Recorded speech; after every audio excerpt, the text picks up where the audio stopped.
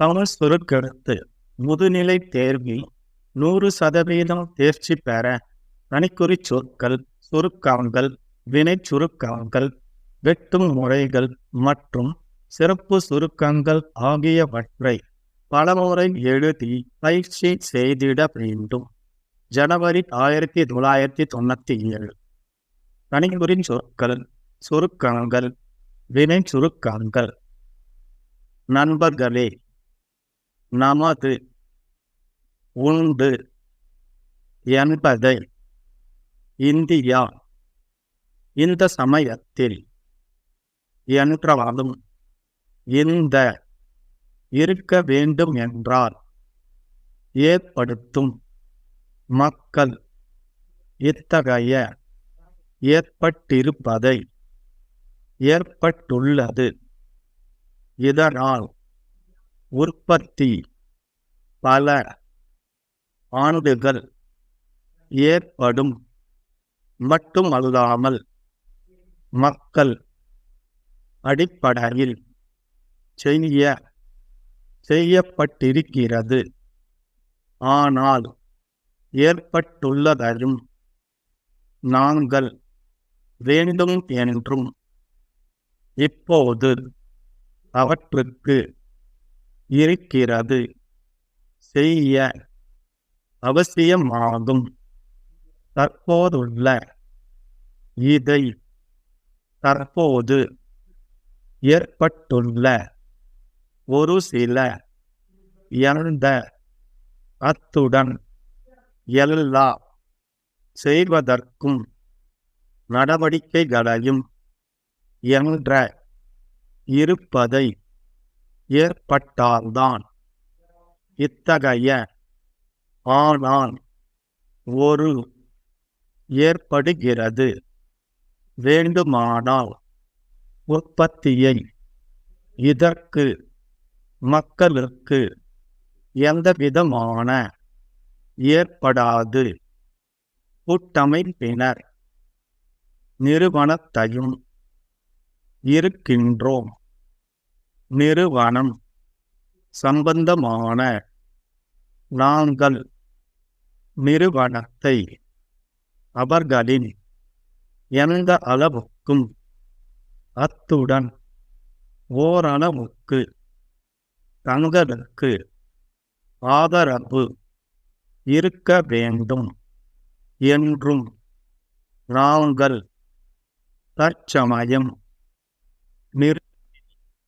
பொறுத்தவரையில் இல்லை. நிறுவனங்களின் வெட்டும் முறைகள் பொருளாதார முன்னேற்றத்தில் தொழில் வளர்ச்சிக்கு சுட்டிக்காட்ட விரும்புகிறேன். தொழில் வளர்ச்சியில் குறிப்பிடத்தக்க முன்னேற்றம் தொழில்துறையில், தொழில் உற்பத்தி, அரசியல் அமைப்பில், கல்வி கொள்கையிலும் கூற விரும்புகிறேன், கூறிக்கொள்ள விரும்புகிறேன், அளிக்க விரும்புகிறேன். பொருளாதார வளர்ச்சி சுட்டிக்காட்ட விரும்புகிறேன்.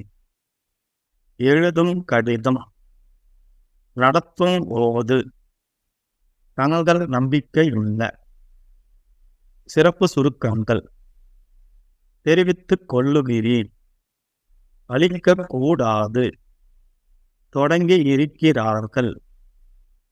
தமிழ்நாட்டிலும் மகிழ்ச்சி அடைகிறேன்.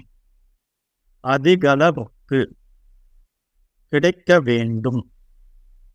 மத்திய அரசு வேலையில்லா திண்டாட்டமும் பெரிய அளவில் தீர்க்க முடியும்.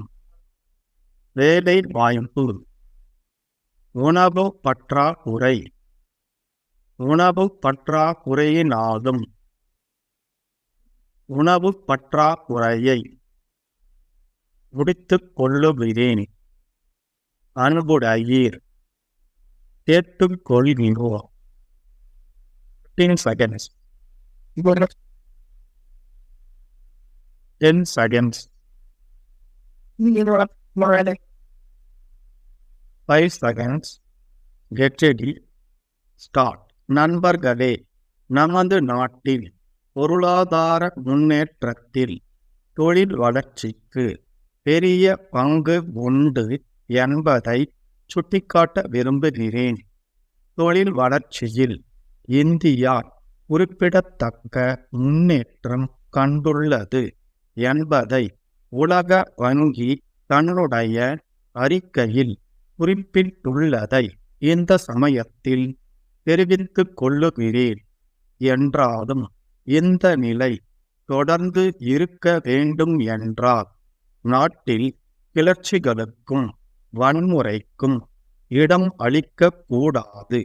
இவை நாட்டுக்கு பெரும் தீங்கை ஏற்படுத்தும் என்பதை மக்கள் உணரத் தொடங்கி இருக்கிறார்கள். தமிழ்நாட்டிலும் இத்தகைய பொறுப்புணர்ச்சி ஏற்பட்டிருப்பதை கண்டு நான் மகிழ்ச்சி அடைகிறேன்.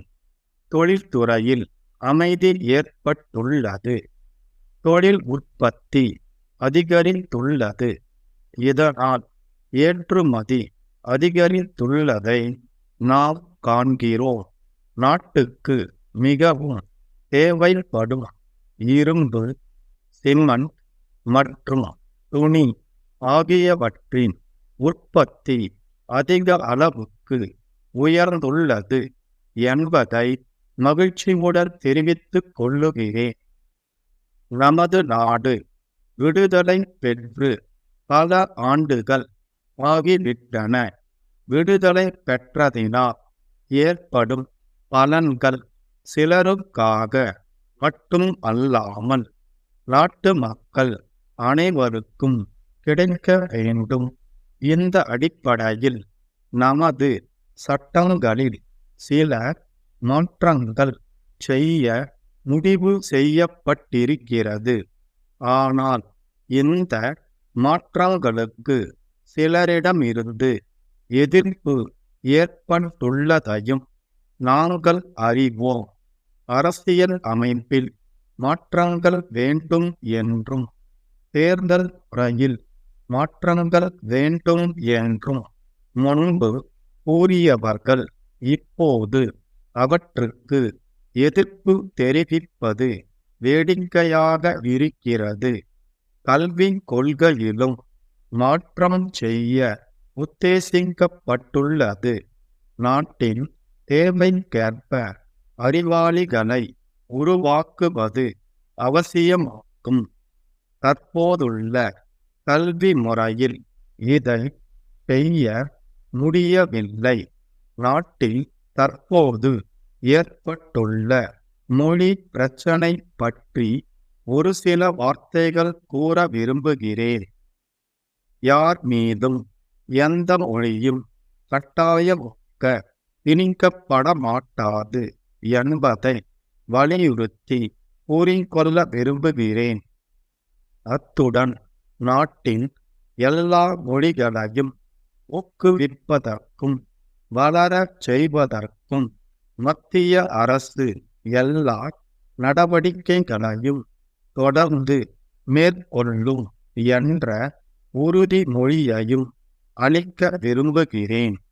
நாட்டில் தற்போது வறுமையும் வேலையில்லா திண்டாட்டமும் பெரிய அளவில் இருப்பதை நாம் ஒப்புக்கொள்ள வேண்டும். பொருளாதார வளர்ச்சி விரைவில் ஏற்பட்டால்தான் இத்தகைய பிரச்சனைகளை தீர்க்க முடியும் என்பதை நாம் அறிவோம். ஆனால் ஒரே நாளில் வறுமையை ஒழித்துவிட முடியாது என்பதையும் நாம் அறிவோம். உணவு பற்றாக்குறையினாலும் உற்பத்தி பற்றாக்குறையினாலும் வேலை வாய்ப்பு குறைவினாலும் தான் நாட்டில் வறுமை ஏற்படுகிறது என்பதை சுட்டிக்காட்ட விரும்புகிறேன். ஆகவே வறுமையை ஒழிக்க வேண்டுமானால் பொருள்களின் உற்பத்தியை பெருக்க வேண்டும். உணவு பற்றாக்குறையை போக்க வேண்டும். இதற்கு நாட்டு மக்கள் எல்லோருடைய ஒத்துழைப்பும் தேவை. கிளர்ச்சிகள் மற்றும் வன்முறைகள் ஆகியவற்றால் நாட்டு மக்களுக்கு எந்தவிதமான நன்மையும் ஏற்படாது என்பதை கூறி உரையை முடித்துக் கொள்ளுகிறேன். சென்னை பாலன் கூட்டமைப்பினர் அனைத்து வாடிக்கையாளர்களுக்கும் எழுதும் கடிதம்.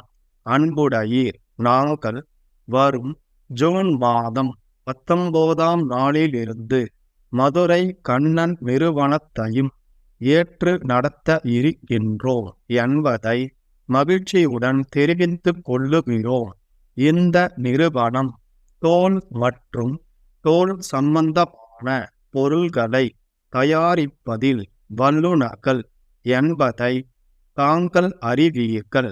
நாங்கள் இந்த நிறுவனத்தை ஏற்று நடத்தும் போது அவர்களின் பொருள்களுடைய தரத்தை எந்த அளவுக்கும் குறைக்காமல் பார்த்து கொள்வோம். மேலும் புதிய முறைகளையும் புதிய வகைகளையும் கையாள உள்ளோம் என்பதையும் தெரிவித்துக் கொள்ளுகிறோம். துடன் பொருள்களின் விலையையும் ஓரளவுக்கு குறைக்கவும் உத்தேசித்துள்ளோம். தற்சமயம் மதுரை நிறுவனத்தில் பணிபுரியும் எல்லா அலுவலர்களும் தொடர்ந்து புதிய நிறுவனத்தில் பணிபுரிவார்கள். சென்னையை பொறுத்தவரையில் மாற்றம் இல்லை. 2 நிறுவனங்களின் வாடிக்கையாளர்களுக்கும் நல்ல முறையில் பணியாற்றவே விரும்புகிறோம். 2 நிறுவனங்களின் சார்பாக தங்களுக்கு நன்றியை தெரிவித்துக் கொள்வதோடு உங்களுடைய ஆதரவு தொடர்ந்து இருக்க வேண்டும் என்றும் நாங்கள் கேட்டுக்கொள்ளுகிறோம். தங்கள் நம்பிக்கையுள்ள ஸ்டாப்.